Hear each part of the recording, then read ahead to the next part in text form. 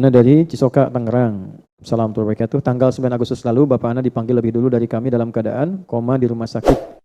Pertanyaannya, apakah Bapak saya meninggal dalam keadaan baik dan tetap keislamannya sedangkan tidak mengucapkan kalimat Allah, tapi kami sudah membisikkan dengan kalimat Allah di kuping Bapak yang sudah tiada. Dan apa sebaiknya kami lakukan untuk kemuliaan Bapak, khususnya untuk kami, anak-anaknya.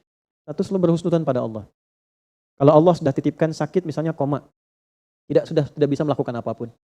Husnudzan dulu dengan syukur kepada Allah bahwa semua fungsinya menjelang wafat ditutup untuk berbuat maksiat. Itu dulu. Terima kasih ya Allah yang Engkau cukupkan ayah kami dalam keadaan saat ini untuk menerima kebaikan saja dan Engkau tutup fungsi-fungsinya dari perbuatan maksiat. Sehingga lisannya tidak berkata yang salah lagi, matanya tidak berkata yang salah lagi sebelum ia wafat. Lalu Anda tadi sudah bisikkan kalimat-kalimat thayyibah, kalimat-kalimat kebaikan. Husnudzan kepada Allah, sampai kepada Allah, Allah perintahkan malaikat untuk menyampaikan itu pada keadaan dirinya, walaupun tak terucap di lisannya. Jelas ya? Husnudzan. Setelah itu apa? Setelah itu wafat, meninggal, diselesaikan semua kewajiban beliau. Kalau Anda bertanya apa yang terbaik, satu yang tidak ada biaya menggunakan lisan saja yaitu doa. Ya, satu apa? Doa.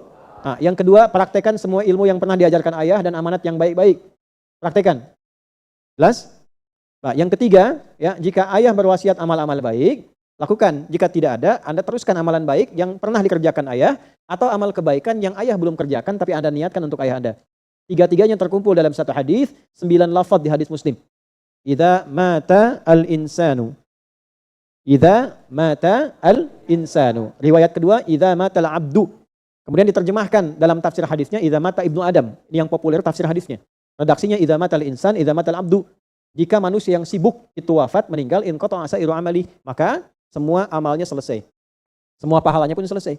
Illa min thalathatin, kecuali 3 hal saja yang pahalanya masih mengalir. Satu apa? Waladin solihin yad'u, anak soleh yang mendoakannya. Maka jadilah anak-anak yang soleh, jangan putus doa. Setiap selesai sholat minimal berdoa.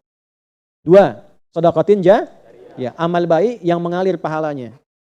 Ya, jadi apa itu? Kalau ayah punya amal baik yang sudah ia kerjakan dalam hidup, misalnya pernah ikut renovasi masjid. Ya, selama orang sholat di situ beliau dapat pahalanya. Nah, ini yang saya maksudkan, kalau tidak ada yang ditemukan amal begitu, Anda niatkan. Misalnya beli mushaf, simpan di tempat menghafal Quran, niatkan untuk ayah. Ya, tidak harus Anda kasih foto ayah misalnya di mushafnya. Ya, tidak harus demikian, cukup Anda niatkan, ya kemudian dengan izin Allah, ya harapkan cahayanya, kebaikannya sampai kepada beliau. Jelas sampai sini? Ya, ada yang umrah misalnya, ada yang haji menjadi badal, itu boleh dilakukan. Ada yang ingin puasa diniatkan untuk ayahnya yang wafat, boleh dilakukan. Ya, ada yang untuk kurban diniatkan bagi Allah, karena Allah bagi ayahnya yang wafat, boleh dilakukan. Jelas? Nah, yang terakhir, ilmin yuntafa'u bihi, ilmu yang bermanfaat. Banyak orang menafsirkan kalau ini pernah jadi guru, kan pernah mengajar. Tidak juga.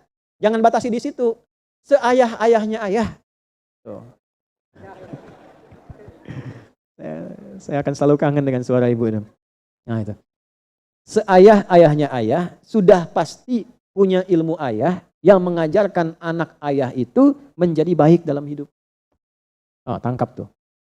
Seayah-ayahnya ayah sudah pasti memiliki ilmu ayah untuk mengajarkan anak ayah itu menjadi baik dalam hidup.